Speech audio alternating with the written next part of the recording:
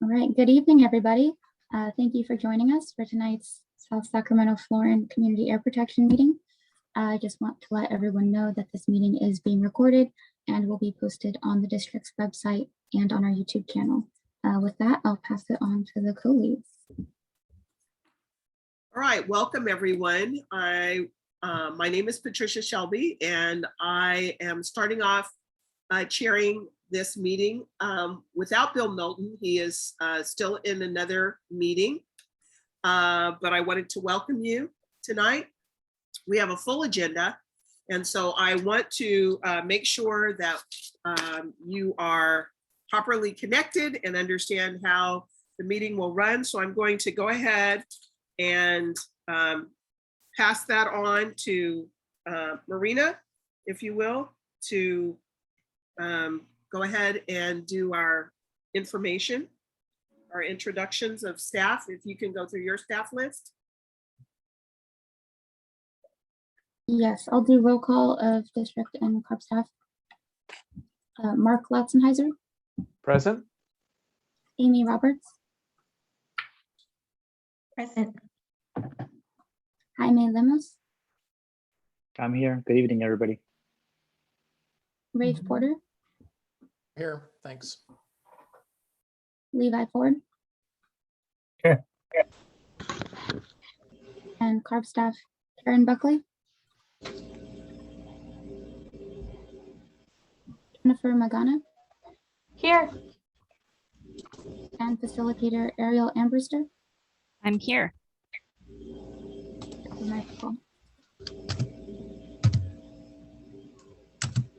Okay, let me quickly go through our committee members roster, and please acknowledge when you hear your name called. Jesus Cervantes. I'm here. Vincent Valdez. Tito Hong. Yes, ma'am. Stephanie Williams. I'm here. Oh, very good. Thank you. Rhonda Henderson. Present. Gary Johansson. Here. Bishop Chris Baker. Here. Bill Knowlton will be joining us a little bit late. So will Steve Blanton. And yes, I am present, Patricia Shelby. We do have a quorum. All right. Okay. With that, are we ready for the agenda review now? Yes, please. Perfect. Thank you. And I apologize. I am handling the slides today, so let me know if you want me to do something differently than I'm doing. Okay. So here's our agenda for today. We will share some administrative items and then hear a district update for about 10 minutes. And then we have 20 minutes to report back, talk about those of you who attended the AB 617 convening and your thoughts about that. And then we have a 15-minute item on the mobile monitoring lab location to update all of us on that. And then we have 35 minutes set aside for the outreach subcommittee, the report back, and some review of some approaches to purchasing. And I think the steering committee's being asked to look at making a decision related to that tonight. Then we've got 5 minutes to talk about the next meeting date, and then 10 minutes for agendas and new business items, then 10 minutes for public comment, and we will adjourn at 8. And Jen, go ahead. So Ariel, this is Rhonda. You said 35 minutes for the outreach. We don't need any more than about 15 minutes. Really? I think that's a typo. It's going to be a combination talking about the fiscal items as well, Rhonda. Oh, okay, because I said I don't have any more words than that. I was thrilled to hear you say that, Rhonda, because I was thinking there were quite a few meaty items to go through. So Okay, well, just to briefly review some of the key items of your new charter, all members agree to be punctual, respect time limits for agenda items, and plan to stay for the majority of the meeting, to communicate openly and directly, to be courteous, to listen attentively and respect other points of view, to participate fully in the group exchange and avoid crosstalk or distracting behaviors, to be flexible and open to change and new ideas, to stay on task, to assume positive intentions of others and give them the benefit of the doubt, and to try to stay solution focused and look for opportunities and possibilities, and to strive for consensus and respect decisions, even if it isn't your preference. And last, to make decisions based on what is best for the children and families in this community.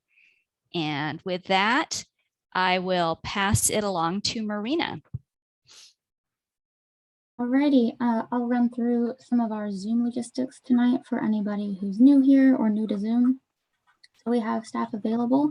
If you have any technology issues, just let us know. You can send an email to ab617clerk@airquality.org and someone will respond to you and help you figure it out. You can also message the host or co-host in the message box if you're having any issues. For agenda items with steering committee discussion, the co-leads will announce the format of that discussion. So if we're doing round robin, they will call upon each member one by one to speak. And then after all the members have spoken, then you're welcome to raise your virtual hand if you have any comments or questions. For the public comment period and any discussion that's not round robin, if you'd like to speak, again, just raise your virtual hand. And in order to do so, if you're on the computer, and I think this varies depending on which version of Zoom you have, you should see either a participants button and then see all the names and you can click on your name and raise hand. Or if you have a different newer version of Zoom, you'll see reactions on the bottom and there's a little raise hand in there. If you're on the phone, press *9 and you'll hear an automatic voice saying that your hand is raised and to wait to be called upon. And then when you're called upon, you can press *6 to unmute yourself. You can also email any comments to that same email, ab617clerk@airquality.org during the public comment period, and we'll read it aloud to the committee. And lastly, a reminder that you're not required to have your camera on. We love to see your smiling faces, but if you are have any concerns about privacy or your house being viewed or posted on YouTube, totally understandable, and you are not obligated. So that's it for the Zoom logistics. Pass it to the co-leads. Thank you. Thank you very much. All right. The first order, we need to look at our packet that we were sent. We have minutes from our July 26, 2021 meeting. Excuse me, that was July 27th, 2021. The minutes were sent. Do I have a motion to approve, to adopt these minutes?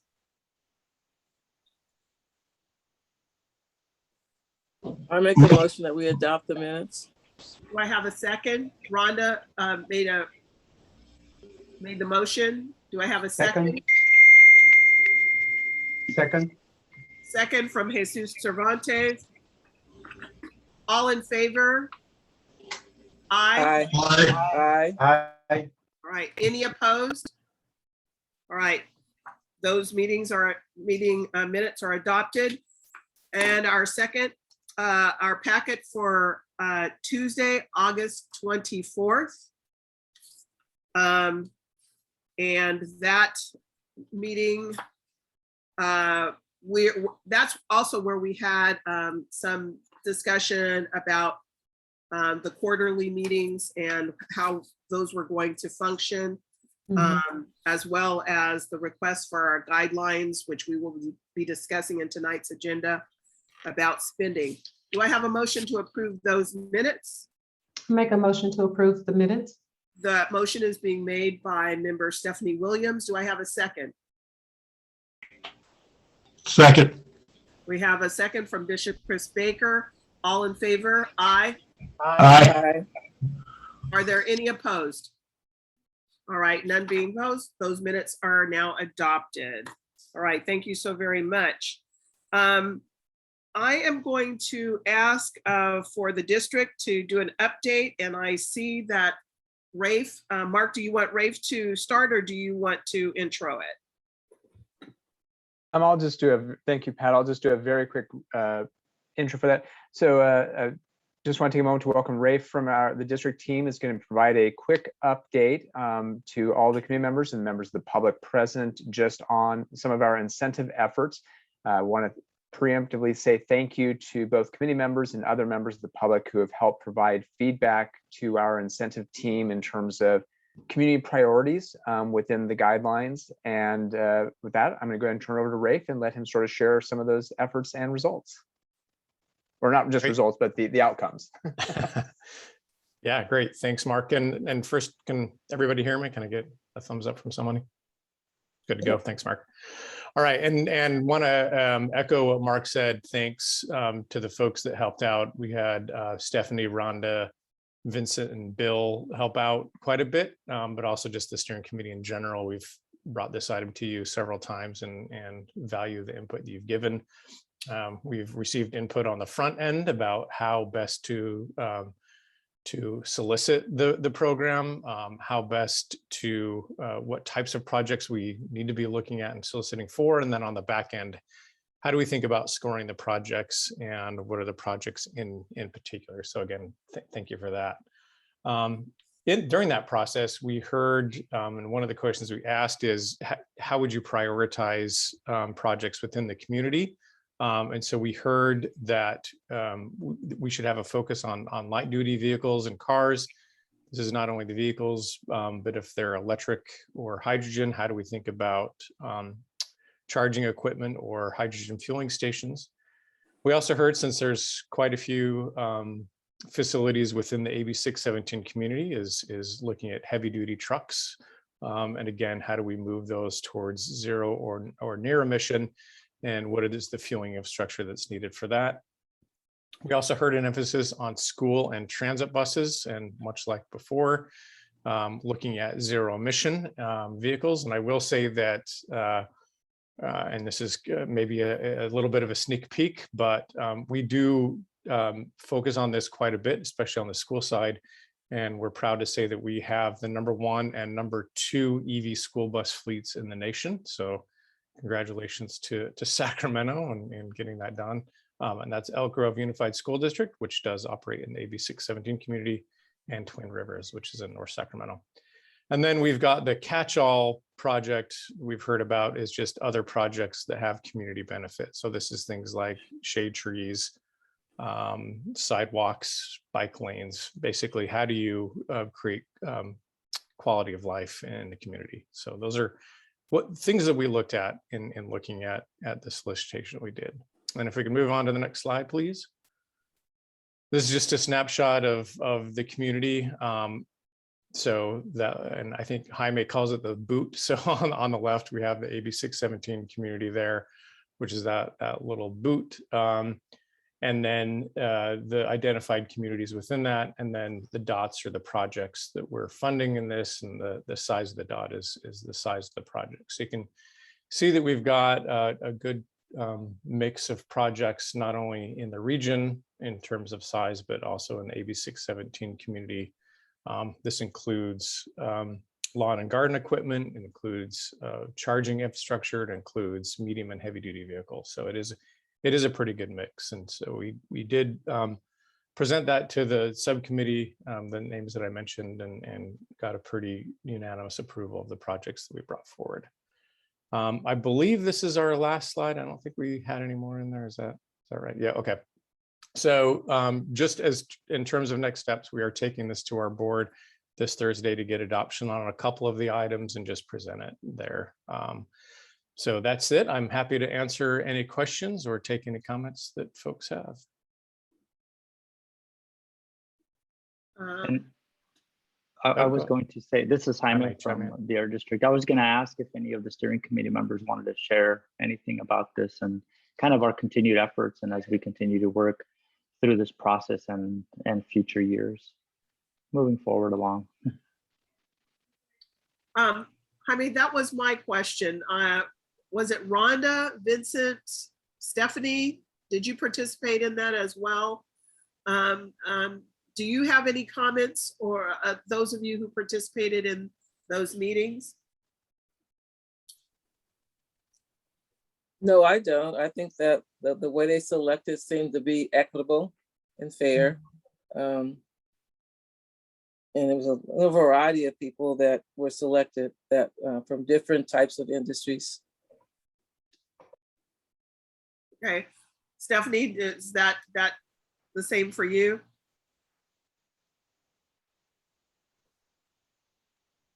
Yeah, I don't have any comments to add there. I thought the process was, initially when we had some conversations, I think they were very, very open to receiving the feedback and kind of incorporating everything that we said in just the way that it was mapped out. So I just think that initial stage of that process was done very well.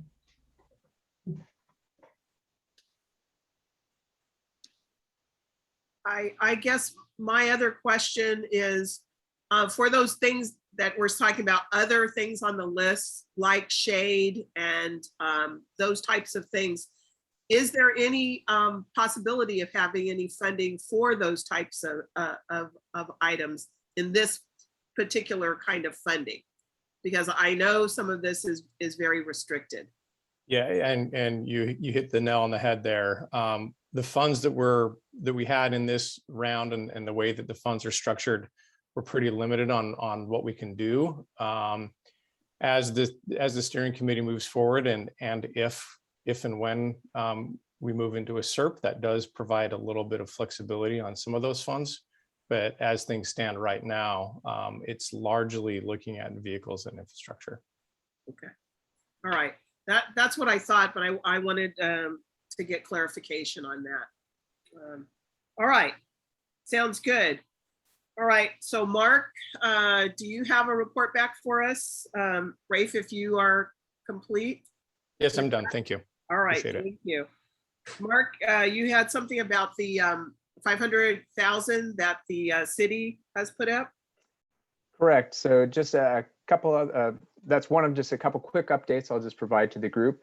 So the city of Sacramento recently did allocate $500,000 for a pilot program in partnership with the Air District to do some additional monitoring and outreach. Now this will be throughout the city of Sacramento, but it is something that'll probably be complementary to a lot of the efforts that have been going on here in South Sacramento Florin community as part of 617. Short version, it's broken out into three main parts, if you will. It's actually 4 parts in the proposal, but 3 parts as it relates to the community. It's going to be additional personal sensors going out throughout Sacramento. So basically expanding a little bit what we've been able to do with some of the 20 plus sensors that we have in South Sacramento Florin, getting these at schools, homes and businesses with a particular focus if there's enough interest in just the different other disadvantaged communities throughout the city of Sacramento. This is city of Sacramento money, so it's not going outside the city of Sacramento boundaries. It will also involve going out for a project to see about some form of street level monitoring. And also then there's a community outreach component to that as well. So that's just a part, it's basically a 1-year project. It is a one-time funding from the city of Sacramento, but we hope that it will help expand some of the lessons learned and some of the activities that have been happening out here in South Sacramento throughout the rest of the city of Sacramento, courtesy of this funding that they have made available. It's not going to be easy. I'll pause there if there's any questions. It's sort of in its just kickoff start. We did have a specific proposal that went to the city of Sacramento based upon the city's request. But as to the where and how, that's all still to be worked out over the next few months. I've raised my hand. So my question is, Mark, will there be an effort when this happens to not duplicate, but in fact try to reach out to the other? I think you guys had identified 10 communities initially within the Sacramento area. Would we be Correct. trying to get these monitors into new areas as opposed to sistering them along, where we already have in our community? That is correct. So just a quick recap for anyone who doesn't remember all this from the very beginning. We originally nominated upwards of 10 different areas in Sacramento that we thought were deserving of being 617 communities. Some of those areas have combined and gotten bigger over the years, but there are a number of areas that are in need throughout the city of Sacramento. So the focus on those additional, and I say 100, that's the number we put in there, but that could be a few more, it could be a few less, depending on what exactly plays out on everything. But those sensors will be going throughout the city of Sacramento with a first and priority to those other communities that are in need. So other areas in the city of Sacramento that have been historically overlooked, disadvantaged, most impacted by pollution. The only teeny exception that would be is that we'll probably put some just at schools, and the schools will probably be more uniform throughout the city of Sacramento, but the vast majority of those would be going specifically just to communities like the South Sacramento flooring community, but other parts of the city of Sacramento to hopefully give them a broader breadth of coverage like what is happening down here. All right. Mark, so is that going to have community input as well, or will just the district be, just be kind of making the decisions on how those are going to be set up? I'm asking because you said that the funds has a lifetime of 1 year. Right. So this is a 1-year project. I mean, we may get a little bit more than 1 year, but it was a one-time fund from the city of Sacramento. So we are going to be working with 1 or 2 community groups, and we'll go out to an RFP for 1 or 2 community groups to help us outreach. It's both outreach to the different communities. It's how do you message it as we start learning the lessons from it, and how do we share that information back out, and specifically community groups that are already in the communities that know the people to contact.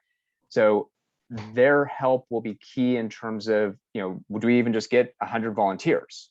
So, if we get for example, if we have 100 sensors, there's only 100 volunteers and they're all in the right areas, those will be the people then that get them. So unlike what happens, say, for example, in South Sacramento flooring, where we said, we've got this many, we talked with you very specifically over several meetings of where would you guys like it for the spatial representation? These are going to be, once we get these out, these will actually be they'll need to be presenting the information publicly through the public facing website. So for example, if it's Purple Air, through their website, if it's a Clarity, we'll add them to our map, just like how we already have the Clarity sensors on ours. They'll need to make sure the data is there, but then they're going to be keeping those devices at that point. So it's similar, but a little bit different than what we've done with the sensors that we have down here, where we were trying to go for very specific representation just in these boundaries, whereas we're going to be looking to see who steps forward and is interested in taking this on, with the provision that we're hoping that they are people that are in those most disadvantaged areas that have been most impacted by pollution. Okay, thank you. Right, we're getting tight on time, Mark. There's one more question from Bishop Chris Baker before you make your last presentation. Yes. Mark, how are you going to identify what community groups? So for the community groups that can participate, we'll do what's called a request for proposal, or RFP. And so we'll go out for that, and then that will help determine what community groups, and it could be one, but it certainly could be a couple of them as well, to help us with that outreach. So when that does go out, that'll be published on our website, and we of course will share that with this group as well for other contacts you guys may have throughout the city and other groups that you may know of. Okay. All right. Great questions though. And then the only other thing I was going to do a quick update is just a reminder, and thank you to everyone who's already been helping share this information, but we do have recruitment for additional steering committee members is currently open and does go through the end of this month. So to the extent that you still wish to talk to any other individuals, school contacts, etc., we are still open through the end of this month, and look forward to being able to provide some hopefully additional great new members. All right, that's wonderful. We are in need of new members, and we will probably take up more information about those at the next community engagement meeting. All right, next month. Chris, do you have another question, or are you going to lower your hand? I'm not sure. All right, okay, he lowered it. All right, thank you so very much. We just went over just a couple of minutes, but not bad. So our next item is report back from the AB 617 convening. And I know if I could have everyone who did a drop-in or attended any of the convening to please raise their hand. We can go ahead and have everybody, everybody's faces up. Ariel. So raise your hand if you attended any of the meetings. I see Stephanie, Rhonda, I know that I saw you there as well. Do you have any thoughts about the convening and what you may have got, your top note that you may have taken away from it? Stephanie, could we talk with you? Have you report back first?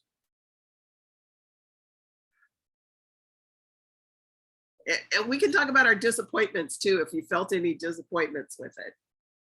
I mean, well, I think that, I mean, some of the dialogue, I think there was a lot of dialogue that was really great. There were some points that came up, but I do think that where we were having the opportunity to start having conversation, it really was not a lot of time permitted within the schedule to kind of vet it out. But there were some great points that were raised. I think one of the things that I really appreciated from the different sessions is just really talking about the just the inequities that were happening, you know, within the communities, and that was consistent across the board. And some of the things that were happening on a local level, just that, from the different organizations. I think it may have been Oakland, or maybe it might have been Richmond, one of those areas, and just some of the things that they had come to do, and just that struggle to get where they were. It was really good to hear from the members. It was very encouraging and very motivating. I wish we would have had an opportunity to kind of spend some more time there, but the schedule was very tight. And so it was more, so for me, I think it was more so of a presentation than actually an opportunity to have some real roundtable discussions. That was my takeaway. I think I would have gotten more if we would have had more opportunity to share. Yeah. I agree with that. Rhonda, what about your thoughts in your participation? And you are muted right now, so unmute yourself, Rhonda. Okay, I found some of the information to be enlightening, but a lot of it was familiar. I agree with Stephanie, there wasn't enough time to interact in the conversation, and I don't like the time that they scheduled it, from 5 to 8 or something like that. Yeah, and that's way too long. As a professional trainer, that's a no-no. I'm surprised many people didn't nod off, trying to stay involved in the whole thing. But other than that, it was good. Yeah. I agree. I think if this were to take place again, I think trying to do it on a weekend or a Friday and Saturday, where you might be able to schedule that, but the lateness of the hour was difficult. It really was. I agree also with Stephanie that just when you would start to get into a discussion, there was not enough time. They didn't delegate. My hope, having attended the first convening, I know you did too, Rhonda. Yes. Bishop Baker, you attended the first convening. I know that there was a request at that point for us to be able to get together again as groups and really be able to share with each other some of the best practices, so that we could learn from each other. And they really did not get an opportunity to highlight those best practices for us to share. because that's in the first convening, that was some of the most enthusiastically held information when Mhm. folks were able to share some of that. And we didn't get to do that. The first day, of course, was just deeply flawed with some technical issues. They eliminated that for the second day, but still the timing issues, just the way the timing had been laid out, it was not sufficient time to really have dialogue and discussion. It really was more little bits of presentation and just not enough time. And some people did get time, and they got a little too much time to share their thoughts, and not enough step back for others to bring theirs forward. But that's what I would hope in future, is that maybe they could have, a couple of times a year, just an opportunity to share some best practices. What's working? What has been tossed to the curb because it's not working? Right. And how people have gotten themselves to a new place. So those are my thoughts about it. And then the people's blueprint and the discussion about how CARB can change that interaction and the way that we're able to get these things done, because I think there's a lot of time constraint frustrations with people as well, feeling like they just didn't have enough time to get the product that they wanted for their SERPs or their monitoring plans because of the tick-tock of the clock. Yeah. So, but yes, that's what I would want in future. So those are my thoughts. Any other thoughts from I anyone would else? just add, I guess I would just add, and I'll see if there's opportunity to do it in the survey, is that the hour was late, and to spend, that block of time and that late hour going until, the 8 o'clock with just back-to-back presentations and not being able to have that opportunity to kind of share out, that was a little frustrating. I was holding on thinking that we were going to have this opportunity to discuss it, and it just wasn't happening. And it's like, I just spent, I've absorbed all this information, just like information overload, and then no opportunity to share, that out. And so that was a commitment for the 2 days. Yeah. Mark, you've raised your hand. If you don't mind, just real quick, definitely, I would encourage anyone who attended, and even those who weren't able to, in terms of, there was the survey link that they are still asking for the feedback. And I really appreciate hearing what all of you said. For what it's worth, though, I was there those nights as well, and I agree. The best part about them was the breakout sessions, and I agree. Just when you start getting into it, like hearing something that I was even finding valuable, it's like, okay, back to the main thing where we're going to listen to someone again. So anyway, I just wanted to second that, but definitely say, please take advantage of providing them that feedback on the survey. They did just ask us again, Marina included in the email we just sent out earlier today of the link to go ahead and provide them the information back. They would really appreciate it. Okay. Rhonda, you've got your hand up. Yes, as much as I don't like early morning meetings, like the first meeting we had, I welcome that better than the late night ones. So, because I'm fresher, my mind is clear and focused in the morning. And we did have good table discussions at the first one, Yeah. That was, and I was appreciative that at this convening, we did have people from all over, and we had people who were able to be from the air districts as well. And there was opportunity to start to ask, but then there was no place else to go to really get a chance to follow up on those comments. I know that they recorded them. I see Victoria put a question in the chat. Is there any information about any of the presentations? Victoria, I know that the entire thing was recorded, and I believe that the point of contact is still Dr. London and Peter Wen, for getting that. Perhaps Carb may know that. Karen, do you know about where to go to get those links at this point for the presentations? Pat, I would say that Jonathan and Pat are still working on it.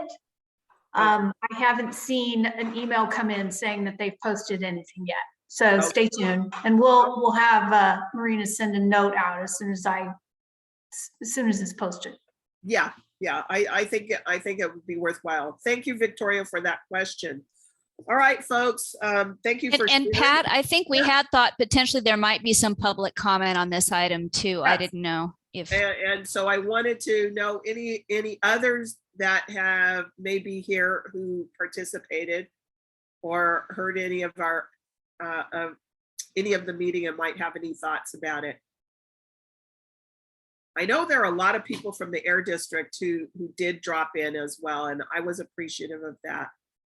So at this point, seeing none, I think that we're going to move forward. And I want to ask Levi, are you ready to tell us about the phase 3 air monitoring? Yes, thank you, Pat. So during the July 27th meeting, the steering committee wanted the Air District to focus on finding a location for the portable trailer in priority area 1. Next slide, Ariel.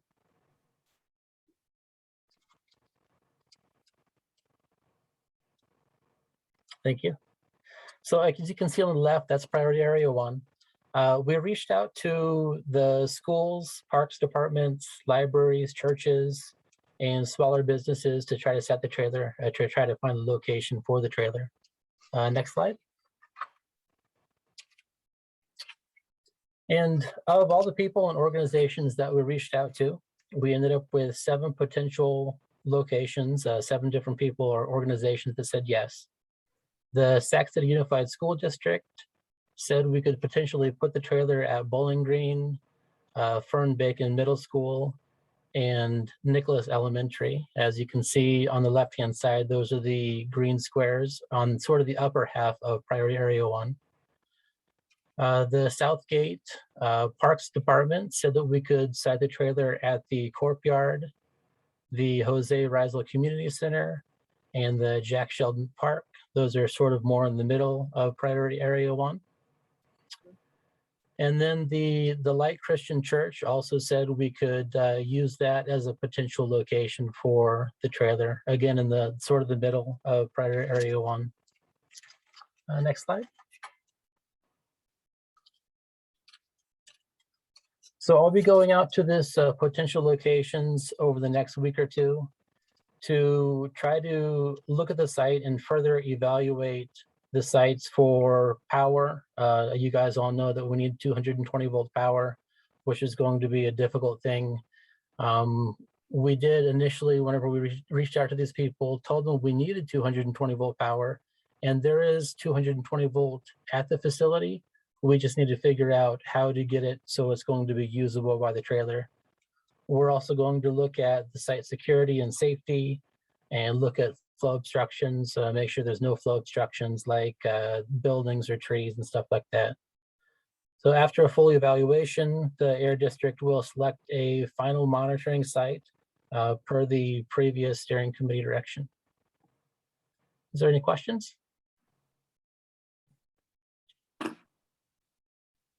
Folks, are there any questions from you about that process? Are you going to want to hear more? If we could, Ariel, could you go back where we could see each other? Are there any questions from any of the members about that siting process? And are you comfortable with the district making the final decision based on all that criteria that they showed to us? All right, I see some heads nodding. All right, so with that, then we will accept that process, and Levi, do you hope to have a final decision made by the end of the year? Because we're just on the verge of November now. Yeah, we hope to have a final decision made, and we hope to have the trailer put in that location come January. Will the district then have to put potentially security fencing or have a line dropped and have to trench the 220 over to the trailer? Do you know if those are any of the things that the district would have to take on? Yeah, those are all possibilities. When I do the site visits, I'm going to have an electrician with me to look at the power. I don't know much about 220, so it's going to be all left to him. He'll give me estimates on he'll give me estimates on it, on the cost of each site. Right. And some sites may not work out. Honestly, if it's going to be too much, it just might not work. Right. As far as security, we're going to have to also talk to the schools, talk to the parks, and see what they want. Our initial idea is to rent temporary fencing, to have it around the trailer to keep it secure. But the school districts or the parks might want something else. Correct. Correct. And Levi, if I may add real quick, depending on which site works out, the trailer is also intended, we'll have to keep it secure, clearly. Some areas may already be secure in terms of like a school location could already have, fencing around and security. But in part, we hope that the security won't be so intrusive that it prevents even the public from coming by and just not seeing inside the trailer.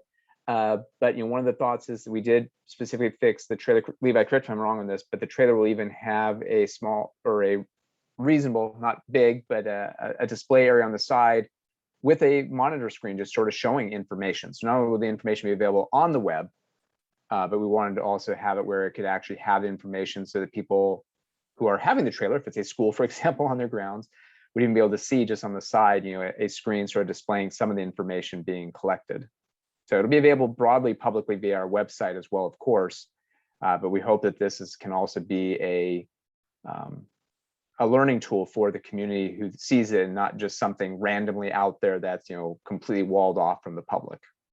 So Mark, will you potentially have a placard or some type of mounting that explains what it's trying to do, absent of screen, but that what it's there for the benefit of the community?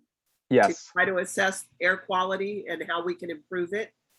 Absolutely. And, letting them know where they can go get more information, probably the web link as well on there. But our hope is that this is something that can be not just gathering data, but also then as a learning tool for community members seeing this now in their community to know what is this? Why is it here? Where can I actually learn on the information that it's pulling? Okay. Okay. And I see Tito is. Tito's raising your hand. Go ahead. Hi, Mark. Hey, sorry about that. I know you trained me, Rhonda, and the team how to use the hand raising option, but I still can't see it. But I appreciate the opportunity here. Along the same line, Mark, when you mentioned about the exposure and having a certain locations where not only does it gather good data, but also educating and informing and engaging the community. I noticed, from Bacon, Bowling Green, pride and joy of the school that I went to school back in the days, 40 years ago. And I like those areas. However, they're a little bit further forward. The Jose Rizal Community Center is a little bit closer to Stockton Boulevard. And obviously Jose Rizal is a Filipino leader. And I think a lot of folks take pride in the fact that the community center is named after Jose Rizal. But I like that area a lot. There's a lot of activity there. This community center has been around for 30 years or so. So I think in terms of exposure and location-wise, I think that might not be a bad idea to be there.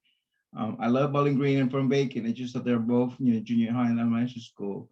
I'm not sure the kind of exposure you get besides the kids going there and trying to climb the fences.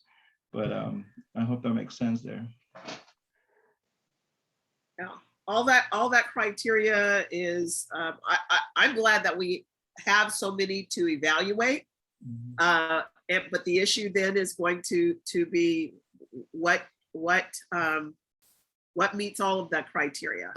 And if we come down to, you know, two equal opportunities, then let's hear back, and then we can put it up to a vote and say, yeah, I like that one.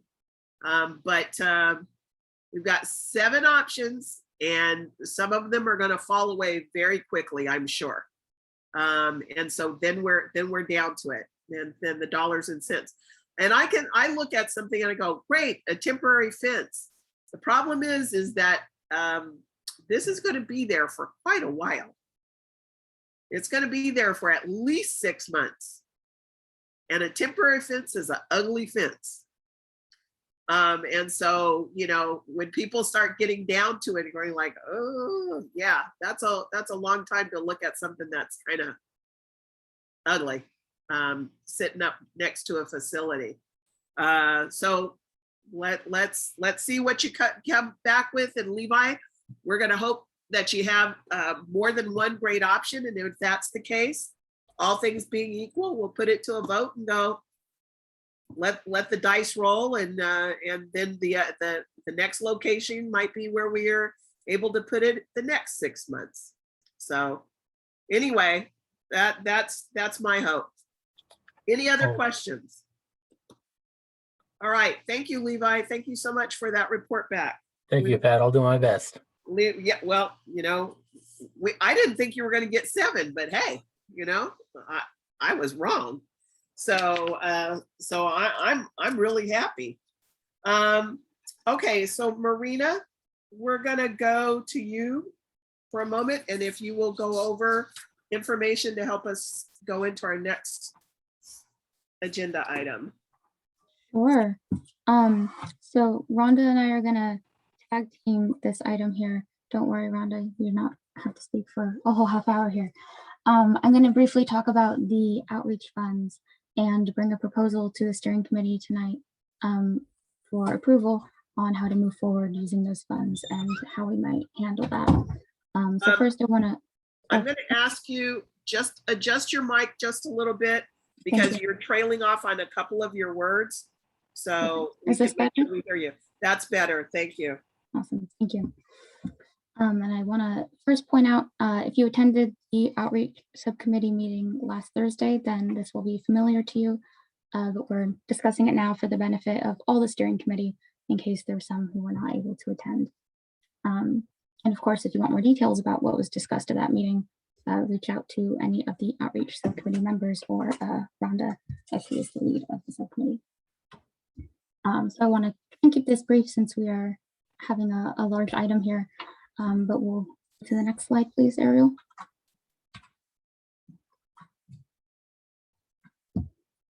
So we have a proposal here for the steering committee to consider. Our proposal is that we use a financial lead to manage the funds for outreach on behalf of the district and the steering committee. Now, this is the same $25,000 that we were talking about previously that's been set aside for outreach purposes. So that's familiar, hopefully, and we spoke about this at previous meetings. And this is the proposal now, that we use the macro partnership as the financial lead here. Some of you may be familiar, this role would be technically called a fiduciary, but we'll just be using financial lead here. So macro partnership has volunteered to be the steering committee's financial lead as a donation of their services. They already have the setup to do accounting and to make a simple reimbursement process for purchases, and it would just streamline that process pretty much. So they have volunteered to take on this role. Again, it's a proposal up for discussion and up for a vote. Bill is not here right now, but I'm sure you're all aware and all familiar with Macro Partnership is the organization that Bill is with. And so this is the first bit. I have another slide, but we'll get to that first. But I want to give everybody time to discuss this. Of course, Mark and I are happy to answer any questions that you have, but we would ultimately hope for a vote here tonight on that and accepting this proposal to use Macro Partnership as the lead for distributing the outreach funds, and also they would be the ones to give the reimbursements. So anyone who's making a purchase would go through Macro Partnership and get that paid back. Okay, so what we're asking here is for a motion to accept Macro Partnership as a volunteer financial lead to handle the dollars disbursements of the $25,000, and that they are volunteering their services, meaning they are giving those services to us free. So Bill is going to utilize his staff and his accounting system to help us do this. So we need to have a motion. Before there's a motion, did we just want to see if there were any questions too? Yeah, well, if I have a motion, then we can discuss it. This is a Robert's Rule of Order approach. Then I wasn't familiar with that approach. So, okay. But that's all right. Bishop Chris Baker. Yeah, I had to step out for a minute. I caught the end of it, and $25,000 macro to disperse it for. This is for the outreach funds that we had discussed in prior meetings. Macro Partnership would be the responsible entity managing the dollars, dispersing the dollars, and they are offering to do that service for us free. They have the capability, and they also have the staff to be able to do that for us. Okay, where is the money coming from? That is the money that is coming from the Air District, but this way we will be able to access the money more quickly and to be able to move those funds through for the projects that we choose without having to go through the cumbersome process of the Air District. Hey, there's Bill. Welcome back, Bill. Oh my goodness. Thank you. I apologize so much for being late. So that's what we're doing, and we're looking for. Well, let's go ahead and do we have any other discussion about it? No, I wasn't finished. I was saying, what is the time frame between Macro Partnership and the district? If it was to be distributed, what is the difference, the time frame difference? 2 days, 3 days, 10 days? It could be quite long with going through the district. Their processes and their procedures. They also have some typical procedures that you would have to expend the dollars prior to your reimbursement, and we could be able to have that working with Macro Partnership. But we can go into that if we have at the next part of our discussion. But first and foremost, are we willing to accept this offer? I'm going to abstain from it. Okay, that's fine. Any other questions? Do you mind? Let's have everybody up on the screen area.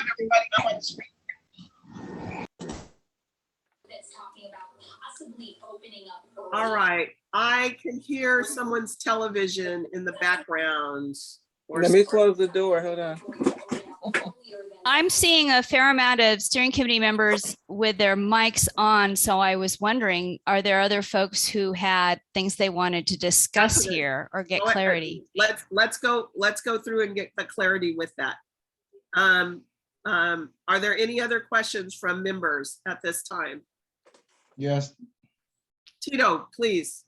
Yeah, well, first of all, anytime anybody offer anything free, we definitely appreciate that, especially Macro Partnership. So thanks for that. But I think part of it is just understanding, first of all, is there a need for this, right? And I just think that what are we missing? Are we lacking resources? Are we lacking support?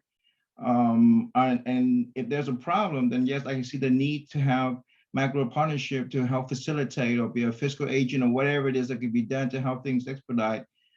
It just, I think with Reverend, alluded to, it's just, I feel like we kind of jumping into, well, are we approving to get Mac Road on to do this without knowing what is the need and how is this going to be different than what it is right now? And number two, God forbid, Mac Road is full of projects and commitments and responsibilities. They're responsible for their own district as well. So even though they're offering this help, we definitely don't want to exhaust their resources. So I think, there are no free lunches, but maybe this is closest to free lunches, but we also need to consider their offer as in goodwill. But, I mean, do we really need this right now? Rhonda, I'll let Rhonda speak to that, and then Bill. Okay, if you recall at a couple of previous meetings that we had with the overall steering committee, we elected to have a subcommittee for an outreach. In order to purchase things like the website or any type of literature we want to print, we have to spend the money up front ourselves personally and then get reimbursed. That might be a hardship on us. Plus there's a time limit. We have to wait to get reimbursed, and it may take too long. So that by Bill volunteering to help transact that type of spending, it saves us time. We don't have to wait 30 days, 45 days, whatever the time frame could be for, depending on the amount of money we want to spend. We can move forward a little bit more easier and quickly to carry out our plans for outreach. So that's the purpose of it. So, and if Bill volunteered, I think he's experienced enough to know if his staff can handle it, without stretching his resources too thin. And I greatly appreciate the offer. I'll let Bill and then Stephanie. So the only thing that I was going to say is Tito, I think your point is a good one, and I didn't hear all of Bishop's. There's certainly a middle road here, and again, I'll just throw this out there. I mean, we can certainly try to go through the air quality folks, and if we want to try that first, I have no feelings about that. If we said, hey, we want to give this a try for 30, 60 days, and if there starts to be a backup, then we can be helpful there. I don't want anybody to be uncomfortable. And so if there is any sort of, uncomfortableness, I don't know if that's a real word, but if there is any of that, then certainly let's go through staff and see what that looks like. And we can always revisit this at another time when and if this body feels comfortable there. So I'm fine, absolutely fine with that. Thank you, Bill. Stephanie. Okay, I just wanted to kind of clarify on something. So from what Rhonda says and what you've indicated is that when these dollars are going to be spent, it's going to be done on a reimbursement basis if operating with the district. So if we are working with Macro Partnership, is it still on a reimbursement, or or because Macro Partnership will be acting as that fiduciary agent, will they be able to provide those dollars up front so that it is not, and then so it's coming directly from the $25,000 pot versus from the individual members, and they have to be reimbursed? I'm trying to understand what that piece is. Or is it just that Macro Partnership, their reimbursement turnaround time would be shorter than waiting for the district? So just make that part clear, please. So let me be clear about this. The discussion was in part, yes, the district's policy is to, you purchase, you get reimbursed. Okay. With the Macro Partnership, the offer was that in those large purchases where you did not necessarily have the weight to carry that on your card for 30, 60, 90 days waiting for payment to come back to you, that they in fact could access those dollars directly and on the front end of it to also pay for that.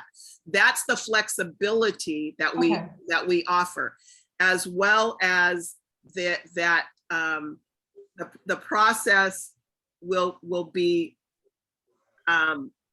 not delayed by having to go through, the district has to go through its layers. It has its layers. Right, I understand It must that. go through its layers, and that takes time. And I don't know about anybody else, but I know in doing other things with school districts and with the county, my reimbursement would sometimes typically be 60 days out and sometimes would be longer. And Macro that's partnership is not a floating. weight that I'm willing to carry and finance with interest on my credit card. Yeah, I understand. I just don't, it wasn't communicated when we Yeah. initially just started. It was just like, Exactly. do we want to accept them as the agent? But Yeah. it was not communicated That what you're what they absolutely right. were That's- going that's- to, what they were going to do. So that Yeah. was the clarifying question. You're So they're gonna absolutely float. right. They're gonna, okay, so we'll be able to go Absolutely to right. them. They're gonna be, they'll carry that. And, okay, all right, thank you. Thank you for that. That made it clear. And just a Right. reminder, folks, if we can have one person talking at a time, that'd be helpful. Right. Thank you, Stephanie. Good question. Yeah, those were great questions. And we do have a little bit about the purchasing process in the next slide that we'll get to, but that's perfect. But the issue is, if we don't want Mac Road Partnership to do this, then we would need to change these proposals of how to run this with the district. So that's the other piece. Okay. But to Bill's point, and Bill is being silent on this issue because this is for our benefit if we're comfortable with it. He just has offered to do that for us. Mark, your hand is up. Yeah, just very quickly and sort of touching upon a couple of the questions that some of the committee members have asked. And I think Pat and others have already very nicely articulated, this was simply something that in talking, when Bill made this offer and in talking with a little bit on the subcommittee and such not, we simply saw this as a potential, if it interests the committee members, as a way of speeding up the process. For example, even if it's just copying, for example, if you reach out to us, Marina will put in the purchase order, goes to finance, goes on up through the queue, as opposed to, Bill, you already were in the meeting, you heard that the copies were approved. For all I know, Mac Road Partnership may even already have a contact with, whatever copy place 2 doors down, and you guys have your copies in about 30 minutes versus us just going through that process. So it was simply a thought to make sure that there is no holdup on the steering committee and the community being able to utilize these dollars in the most effective way. Stephanie, your hand is up again. I just wanted to make a motion to approve. Okay. We have a motion to approve. Is there a second on that motion? Second. I'm sorry, I didn't hear. Second. Okay, Jesus, there's a motion from Stephanie Williams to approve, a second by Jesus Cervantes. Are we ready for a vote? We will do a voice vote for by roll call. All right. Jesus Cervantes, you approve? Yes or no? Yeah. Okay. Vincent Valdez, not here. Tito Wang, Yes, Mayor, approve, and a big thank you to Mac Road team. Thank you. thank you. Rhonda Henderson, Approve. Stephanie Williams, Approve. Gary Johansson, Approve. Bishop Chris Baker,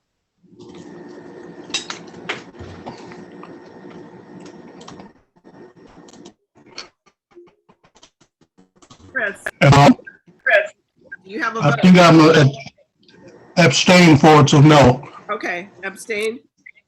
All right. Bill Knowlton.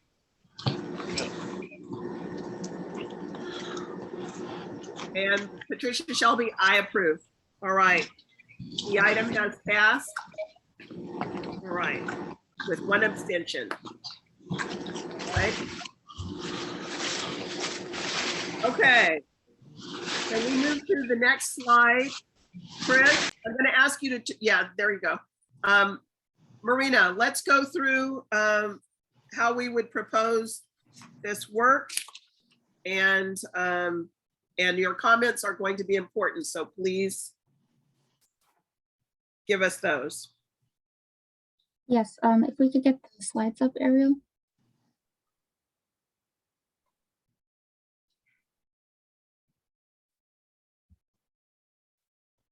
And yes, just like the last slide, these are proposals. We don't need to necessarily vote on this tonight. This is a rough draft of some purchasing guidelines moving forward. So just to recap, again, this is the 25,000 set aside for outreach. And these guidelines also, I want to note, this is also just like using Macro Partnership as the financial lead. These guidelines are intended to help the outreach subcommittee move along when they're able, and not be held up by the district approving something or trying to figure out if a purchase is okayed or not. Just having guidelines of what kind of purchases are acceptable and who needs to approve it, and then moving forward so that they can get going. So these are some of the highlights of the proposed guidelines. Everyone should have received the one-pager for the purchasing guidelines in the meeting packet earlier, and that has all the details in there. And if you attended the subcommittee meeting last Thursday, again, this will be recapped to you. But for everyone's benefit, we'll go through a few of the highlighted guidelines here. So the first one is that purchases over $500 will need approval from the steering committee via an email vote. This one is just a proposed policy to make sure everyone's on the same page, especially with larger purchases like that, that there aren't, you know, a few committee members maybe misunderstanding and thinking something's okayed and then going ahead and making a purchase, especially if you're making the purchase yourself and getting reimbursed later. You know, you don't want to be thinking that it's okayed and then not getting reimbursed for that. So making sure that the purchase is approved before you go ahead and do it. The purchases must also be directly related to AB 617 outreach in the South Sacramento Florin community. That's pretty self-explanatory. These funds were set aside for the specific purpose, and just making sure what we're using them for aligns with that, of course. Purchases must also go through the approval process in order to receive reimbursement. So again, a lot of these are about communication, making sure everyone's on the same page with what we're doing with the funds, and making sure that there's not a misunderstanding where you think something's eligible to be reimbursed and then you know, it's not. And so want to avoid that and make sure everyone's agreeing on what we're spending it on. And to that end, the next one, steering committee will determine the amount budgeted for each task. So if we have different outreach purchases, we've talked about flyers or a website or things like that, the steering committee will still determine the amount kind of for each of those buckets, and be up to date on what the purchases are and where that is going with the subcommittee. And materials purchased must be off the shelf to limit liability concerns. Obviously, if we're buying things, I don't know, secondhand, or if we're opening things and, you know, distributing them to the community, there's liability in that. So just to protect the district, to protect the steering committee and the subcommittee, materials purchased must be off the shelf. And also to consider, last one here, consider ongoing costs associated with the services as part of the budget. So again, we've talked about making a website in the future. There might be things like maintenance for that website, or you have an annual fee for that domain name, things like that. When we're writing the budget for the items and proposing that for approval from everybody, thinking about your ongoing costs, not just those upfront expenses, but sometimes you might have annual, monthly expenses associated with it. So factoring all of that in So we have a good idea, and we're not surprised later on when there's a recurring fee or something that we've signed up for. So these are just some proposals. Again, there's more details in that one pager that we sent out.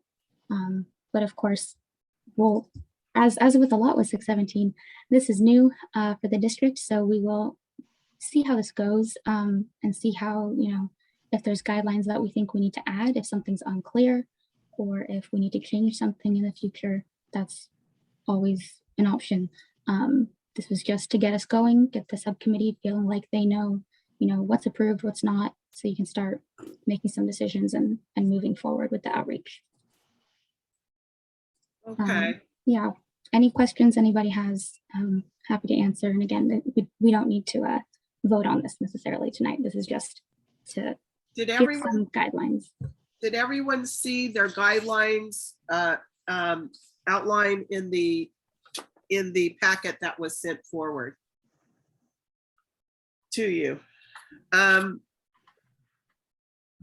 going to have staff go down to that slide packet, because I do see an error in item 3 on your purchasing requirements on the page that you sent to us. And sorry. No, that's okay. I thought this had been, I thought it had been corrected, but it's not. Pat, would it be good for me to show that document? Yes, we need to go to that document, please. Do you have the extra slides, Ariel? Because I have them as well. Do you want me to pull it up? Go ahead and pull it up, Marina. Yeah. Pat, were you asking just for the document that we just sent out? Would that be the easiest one just to share? Yes, because So- that is, that's where I see the error. So Marina, not the slide, but the actual, from the packet that was sent out, the third item on it is what Pat's asking about. Under the purchasing policy requirements, number 3. Perfect. Let me pull this up here. So for discussion, and for the protection of those of us purchasing items, for the protection of the district, for the protection of I can share, Marina. the financial Oh, you got it. facilitator, one of the things that that we said is that we would just basically do a PO, right? Your purchase order request, right? And that would be approved, so that you knew with that approval, you were going to be getting reimbursement, right? And that has been talked about, but in the purchasing policy requirements, number 3, at the very bottom, that got backwards. Here it says, generally goods and services must be received prior to approval of reimbursement. No, goods and services must be approved prior to payment or reimbursement. That way, nobody gets out ahead of it and then gets screwed, use my French, by thinking that they could go out and buy something and then being told, hey, we were supposed to know what was happening. And we need paper trails. We need paper trails to make sure. So, because I would be a mad hen if I thought I was supposed to go buy it and then waiting for reimbursement. And when no, it's supposed to be on the front end. We need to know what you're going to get, because we need to know if that is going to meet the criteria that has been set out by the steering committee. And I'm just noting that Steve Blanton has arrived. Welcome, Steve. Hello, Steve. Thank you. Under the heading of better late than never. Welcome, welcome. And So, Pat, to your point real quick, you are correct. What that should, I believe, read is generally goods and services, or actually it should be not even generally, it's goods and services must receive approval, prior approval. as Yeah. opposed to must be received prior to. Right, right. And so we don't want any miscommunication. Thank you for pointing that out. I will correct that.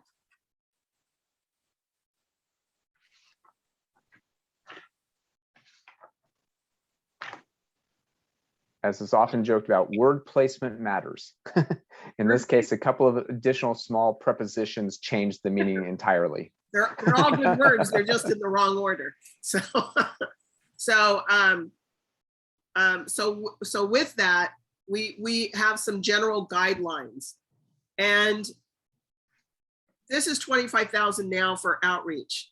In future, the outreach community may be chaired by someone else. Certainly, Bill and I will have moved on, but if we don't put in a policy and a procedure now, that creates a pathway to make sure everybody's protected and that there is an auditable trail. Otherwise, we get in trouble. We have someone make an accusation or someone have a misunderstanding. So that's why the guidelines. And those were what we had asked for, 3 months ago or so. What would be the procedures? What would be the protocols that we would need to follow to be able to access these dollars?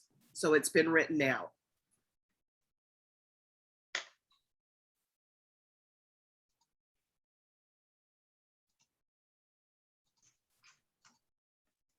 Okay, and I don't know if everybody had, were there any other questions from folks about that document?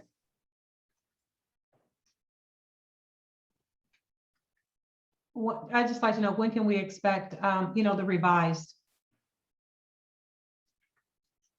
We can revised correct that. document?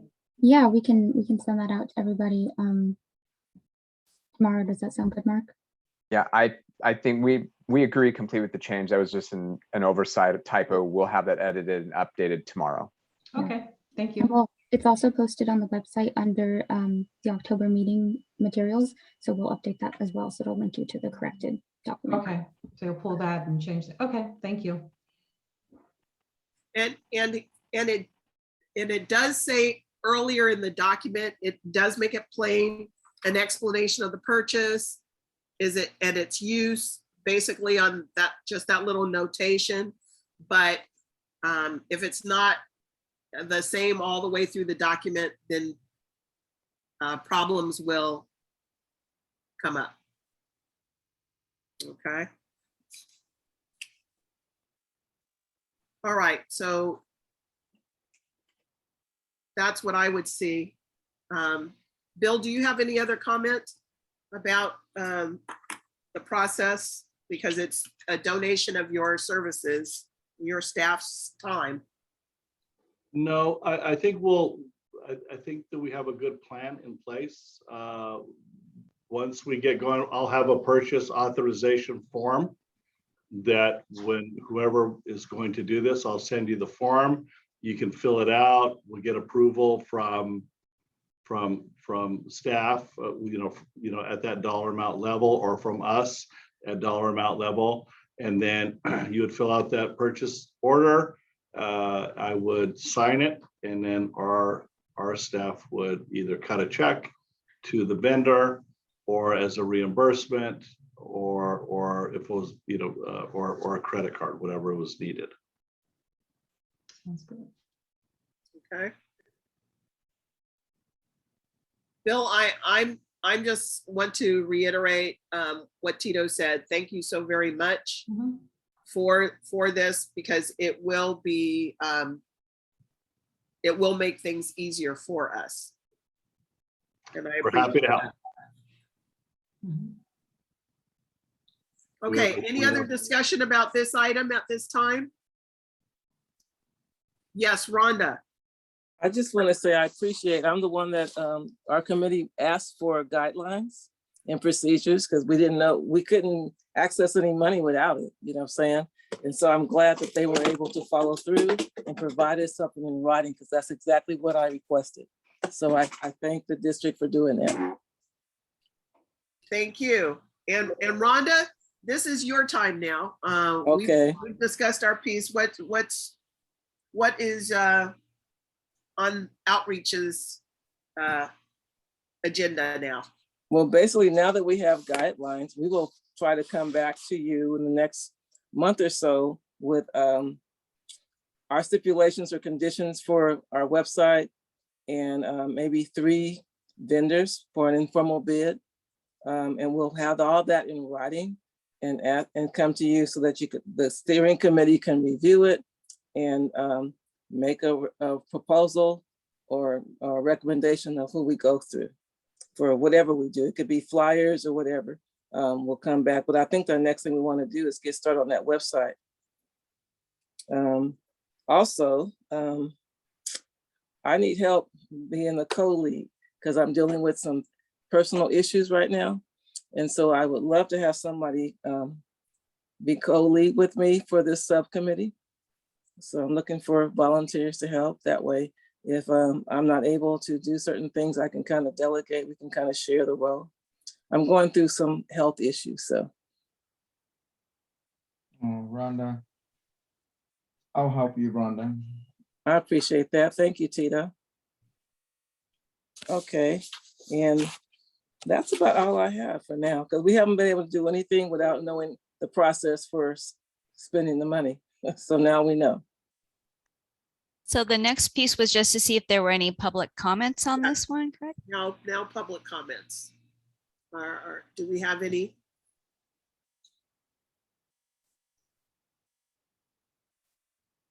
So seeing none, I don't see any hands raised. I see, let's see, do we have one comment? Okay, nope, we don't have a comment in there. All right, so with that, we'll expect an update of that document. Marina, when did you think you could get it turned around? We can send that out to everybody tomorrow. All right, we appreciate that. All right, so it's good. We're on time with our schedule, maybe even a little bit ahead. So our next item on the agenda is next meeting dates. Okay, we know the holidays are coming up.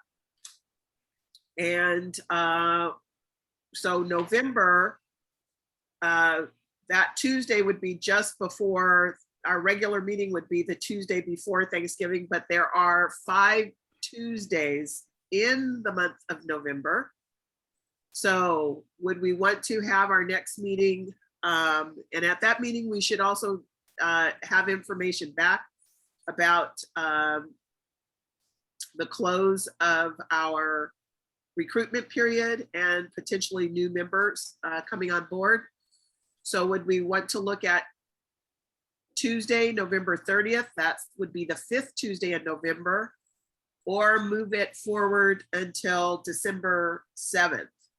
In the past, we've done it in the early part of December, and we have always forgone the last week of December because of Christmas and holiday. So those are some of the things. Mr. Blanton, your hand is up. Yes, How ma'am. I would be in favor of December the 7th. I just feel like November 30 is too close to Thanksgiving and would be, we'd be asking people to decide between family events and you all are my second family, but we don't want to put that temptation in front of people. You're gonna be still drunk on turkey, eh? So I would make that motion then if we need a Okay. motion, or otherwise we could just do it by consensus. Okay, all right. Any other discussion about those dates? Does anybody have any other conflicts that early December would offer? Let's see. I'm in agreement with Steve. You're going to support Steve's motion, Jose? Yes. Jesus? Yes. Okay, all right. So we have a motion for December 7th, and we have a second to that motion with Jesus Cervantes. So folks, we'll do a voice vote.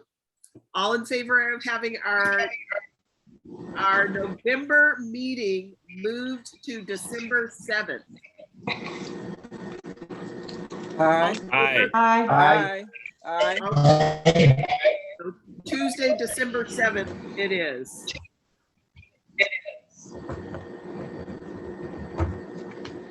All right, all right. And our next scheduled quarterly meeting will be our January meeting with the district on January 25th. Right. Okay. All right. Do we So have- I have a go ahead. question. I have a question. Martha? It says, due to the conflicts with holiday schedules, potential dates for our next community engagement and subcommittee meetings. So Our CES meeting, our community Yes. engagement. Those are the ones that happen in between the quarterly meetings with the district. Today's the quarterly meeting with the district. today's a quarterly meeting. Today's the quarterly meeting. Yes. Okay. And so December 7th would be Our CES meeting. our community- CES meeting. Our community engagement, yes. Then the January meeting would be quarterly? Quarterly meeting, yes. Okay, I just wanted to clarify that. All right, Yes. thanks. Yes, yes. Okay, Oops. all right, so next item on our agenda is new business and future agenda topics. Do we have any thoughts and where we can start to record some items that we're wanting to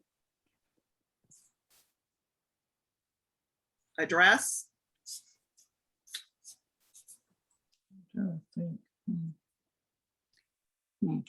And just as Pat had mentioned, there would already be the membership recruitment recommendation and a report back from the outreach subcommittee, right? Yes, that would be coming.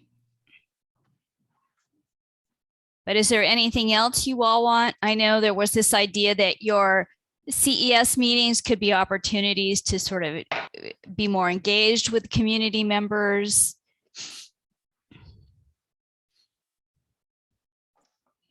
I can't think of anything right now. I would hope that in our next meeting, December 7th, that we might also be able to invite Levi back to give us any update or to have sent us a note for our discussion about where we are with the placement of the mobile of the trailer. I'd be more than happy to do that for you, Pat.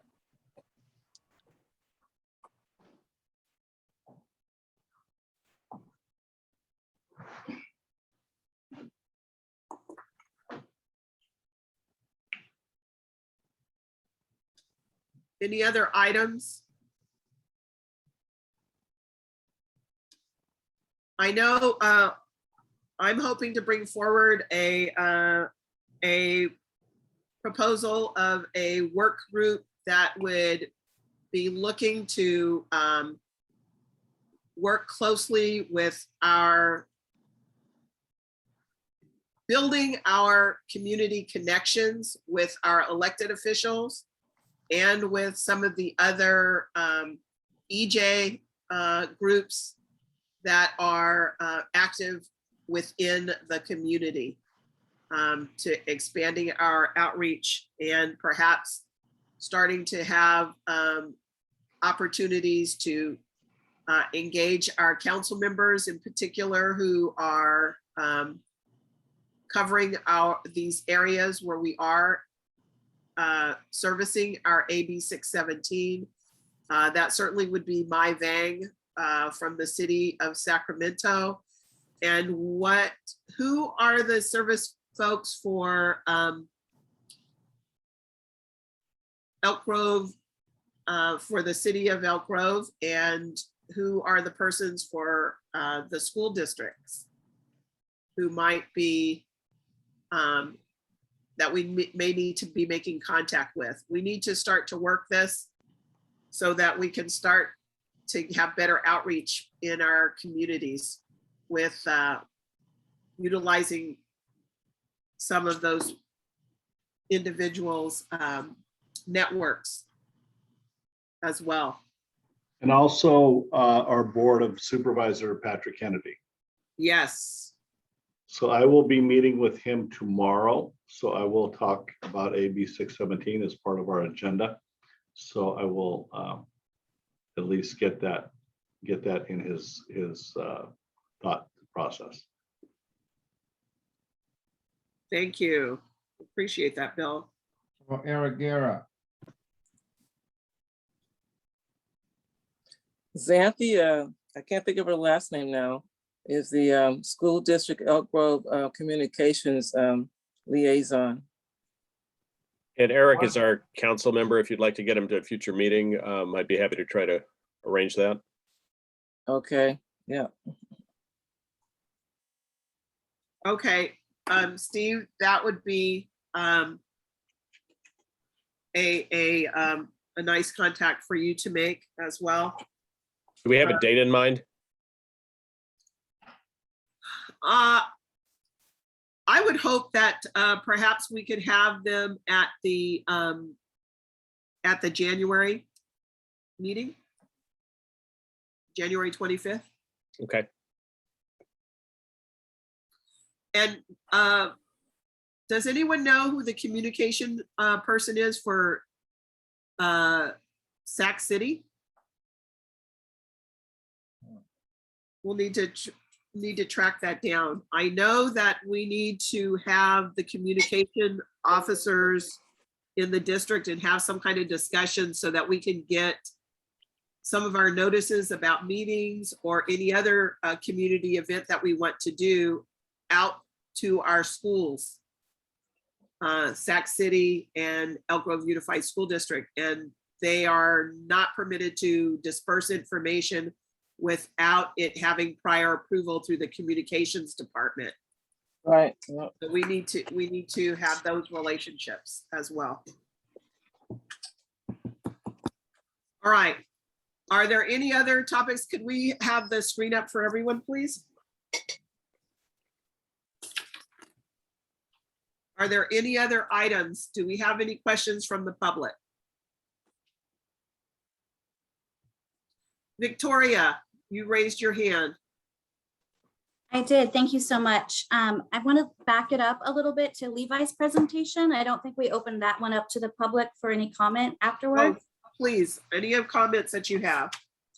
Fantastic. I did miss a meeting over the summer, so I'm not quite sure if you ever listed to the public or to the committee who you reached out to for asking who would host the phase 3 monitor. So I see the 7 that said yes, but I'm curious if we go back to the drawing board, right? If none of these 7 work out, I would love to help, strengthen some of those relationships, maybe look at who said no in the past, or reach out to our CBOs to help us find a new location. So I was wondering if there's like a list somewhere that we could look at. Yeah, I can definitely send you a list of all the places that we reached out to. That'd be great. Thank you so much. I would love to, I know some of those places pretty intimately, and I know that security can be a big challenge. So if we do, strike out 7 times, I would love to offer my assistance in finding another round of maybes. That sounds good. Thank you. Thank you so much. And I also want to give credit to Victoria because of her outreach efforts in walking through the Bowling Green community in one of her past projects. Also letting folks know while they were out talking about the trees, about this meeting and air quality. The result of that is that we do have an applicant from that community who has applied to join this committee. And Victoria, that is directly related to your efforts, and we thank you. Thank you, Pat. All right, folks, this is so rare, so very rare, so I want to enjoy this moment. We are actually completing our meeting early. So I want to make sure that everybody has had an opportunity to ask what they want from us, and or made any other comments. Are there any other items or statements that anyone's looking to put in? I would just ask from Mark, Amy, someone, I would also like to get the information, who do I contact about the heat island effect and the presentation that that the Air District put together for Sorry, that. Pat, do you just want the contact on that, or would you like the copy of the presentation again? I would like the contact and to talk about a future presentation to our CES meeting. Absolutely. And fortunately, we've got Jaime and Rafe, and that staff works for them. So we'll go ahead and get you the specific contact information following. That we would appreciate that. All right. So I want to thank everyone, and for all of our latecomers, Steve Blanton, I'm not mentioning any names, Bill Knowlton. I appreciate your thoughtfulness, Pat. You know what? I'm sorry. Did I say that out loud? It was a thought. Yeah, I'm all broken up, Steve. I thank you guys for I know your schedules were really busy, but still making it in tonight. We really do appreciate it. Everyone, please stay safe. We will see you on, what's our date? December 7th. December 7th. So we All right. won't see each other in November, but December 7th. All All right. All right. I thank you y'all. all. All right. All right. Bye. Bye, guys. Happy Thanksgiving in advance. Happy That's right. Thanksgiving. Happy holidays. Okay. All right. Bye-bye. Safe. All right, I'm gonna end the recording. Thank you, Marina.